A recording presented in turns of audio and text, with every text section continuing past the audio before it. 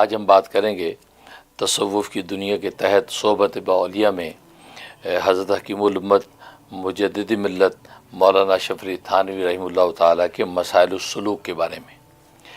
یہ بات آپ جانتے ہیں کہ حضرت کی نابغہ روزگار تصنیف بیان القرآن، یہ قرآن کریم کی تفسیر ہے، اس میں حضرت نے ایک عنوان رکھا مسائل السلوک کا، یعنی قرآن کریم کی وہ آیات جن سے تصوف کے علوم ثابت ہوتے ہیں اور تزکیہ و تربیت کے رموز جس سے نکلتے ہیں، ان آیات کو حضرت نے الگ نقل کیا ہے تاکہ ان نادان لوگوں کا شبہ دور ہو جائے کہ جو یہ سمجھتے ہیں کہ علم تصوف اور تزکیہ اس کا قرآن سنت سے کوئی تعلق نہیں ہے، تو پتہ چل جائے کہ قرآن سنت ہی سے ماخوذ وہ علم ہے کہ جس کا جو ہے وَيُزَكِّيهِمْ، جس کے بارے میں جو ہے سرکار دو عالم صلی اللہ علیہ وسلم کی بطور ذمہ داری کا اظہار کیا گیا ہے۔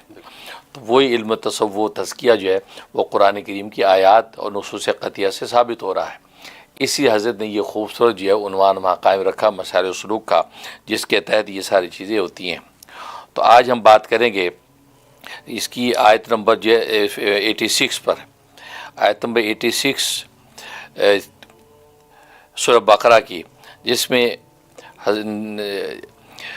میں جو ہے تصوف سلوک کے حوالے سے حضرت حکیم الامت تھانوی رحمۃ اللہ نے بڑی خوبصورت چیز ثابت فرمائی ہے۔ اعوذ باللہ من الشیطان الرجیم، بسم اللہ الرحمن الرحیم، وَلَقَدْ آتَيْنَا مُوسَى الْكِتَابَ وَقَفَّيْنَا مِن بَعْدِهِ بِالرُّسُلِ وَآتَيْنَا عِيسَى ابْنَ مَرْيَمَ الْبَيِّنَاتِ وَأَيَّدْنَاهُ بِرُوحِ الْقُدُسِ أَفَكُلَّمَا جَاءَكُمْ رَسُولٌ بِمَا لَا تَهْوَىٰ أَنفُسُكُمُ اسْتَكْبَرْتُمْ فَفَرِيقًا كَذَّبْتُمْ وَفَرِيقًا تَقْتُلُونَ۔ تو یہ آیت ہے 86، جس سے حضرت حکیم الامت تھانوی رحمۃ اللہ علیہ نے ایک بڑی خوبصورت بات ثابت فرمائی، اور یہ فرمایا کہ تصوف سلوک کے اندر جو بنیادی اصلاح و تربیت کے حوالے سے جو گفتگو ہوتی ہے وہ عام طور پہ تکبر کو توڑنے پر بھی ہوتی ہے، کہ تکبر اور کبر توڑا جاتا ہے۔ اور خود حضرت ایک مقام پہ فرماتے ہیں کہ یہ تصوف اور سلوک کا جو طریق ہے، اس کی ابتدا اور اس کی انتہا اپنے آپ کو مٹانا ہے۔ ظاہر ہے کہ مٹ جانا، مٹانا، یہ تکبر ہی کا ٹوٹنا ہے۔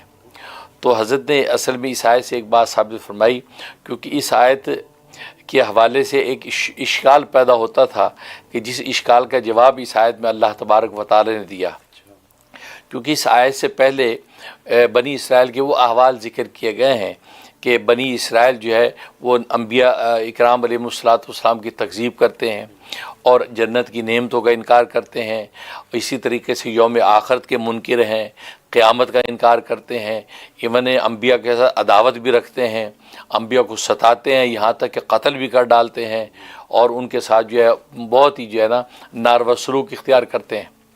تو سوال یہ پیدا ہوا کہ کیا ان کو سمجھانے والا کوئی نہیں ہے؟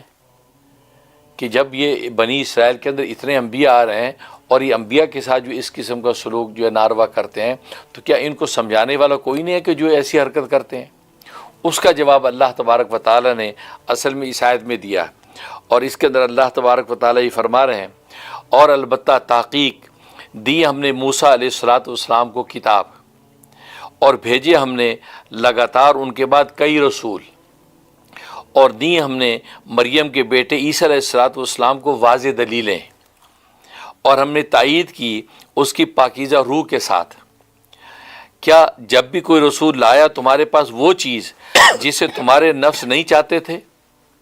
یہ وہ ٹکڑا ہے مین جس سے حضرت ثابت فرما رہے ہیں، کیا جب بھی کوئی رسول لایا تمہارے پاس وہ چیز جسے تمہارے نفس نہیں چاہتے تھے تو تم نے تکبر کیا، پس پیغمبروں کے ایک فریق کو تم نے جھٹلایا اور ایک فریق کو تم نے قتل کیا۔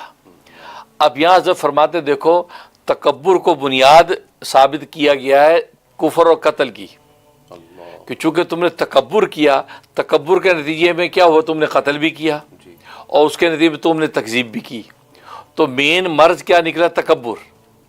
تو معلوم یہ ہو کہ کفر اور قتل جو ہے وہ بے شک اٹ سیلف بہت بڑا گناہ ہے، لیکن اس کی بنیاد کیا ہے؟ اس کی بنیاد تکبر ہے۔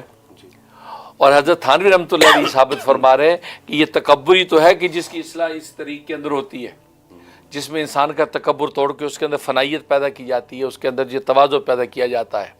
اور یہی اللہ تبارک و تعالیٰ قرآن کریم میں اشارہ فرما رہے ہیں کہ تکبر ایک ایسا روحانی رذیلہ ہے کہ یہ رذیلہ اگر نہیں ہے تو اس سے کفر بھی نہیں ہوگا اور وہ تکذیب بھی نہیں ہوگی. جب کفر نہیں تو ایمان ہے، لہذا آنے والے نبی کو مان لے گا. اور جب وہ تکذیب نہیں ہے تو تصدیق ہے، مطلب آنے والے پیغام کو تصدیق کرے گا. تو گویا کہ ایمانیات کی اور اعمال صالح کی بنیاد ہی یہی بات نکلی کہ تکبر فنا ہو جائے. اور یہ تصوف سلوک کی سنگ میل ہے کہ اس کے اندر تکبر کو توڑا جاتا ہے اور تواضع پیدا کی جاتی ہے. تو معلوم یہ ہوا کہ اس آیت میں خود اللہ تبارک و تعالیٰ جو ہے تصوف سلوک کی جو مین بنیاد ہے اس کو واضح طور پر صریح نص میں ذکر فرما رہے ہیں. اس سے پتہ چلا کہ تصوف سلوک کی جو بنیادیں ہیں وہ عین جو ہے کہ منشا الہی بھی یہی ہے، اور اسی طریقے سے قرآن و سنت کے علوم سے اس کا ماخوذ ہونا بھی بالکل مسرح ہے. یہ فرق ہے انشاءاللہ. ماشاء اللہ، جزاک اللہ خیر حضرت، زبردست آپ نے یہ نقطہ بیان کیا ہے اس میں.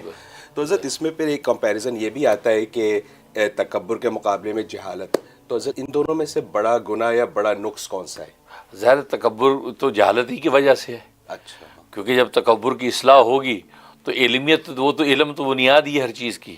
علم کی روشنی ہی کے اندر انسان کو اپنے چہرے کے خد و خال نظر آتے ہیں، یہاں داغ لگا ہوا ہے، یہاں نشان لگا ہوا ہے، یہاں کپڑے خراب ہیں. تو گویا کہ وہ تو اس لیے علم تو ایک روشنی ہے. تو اصل تو علم اس لیے تو قرآن نے اقرا کہہ کے علم کے راستے پہ سب سے پہلے لگایا کہ پڑھو.